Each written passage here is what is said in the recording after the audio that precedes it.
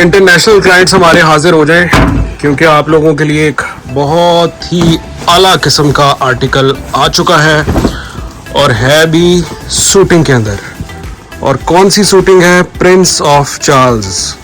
आपको मैंने इसका पहले भी एक दो आर्टिकल दिखाए हैं प्रिंस ऑफ चार्ल्स का। अगर आपको आइडिया नहीं है तो आप चले जाएं गूगल पे, वहाँ जाके पहले चेक कर लें, फिर आके ये वीडियो देख लीजिएगा बाकी की।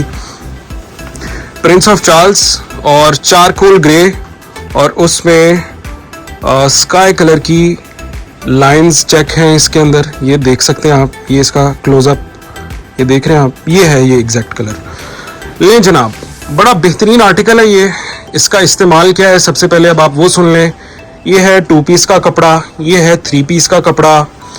इसका आप वेस्ट कोट बनवा सकते हैं, इसका आप ट्राउज़र बनवा सकते हैं। ओरिजिनल है, इटालियन है,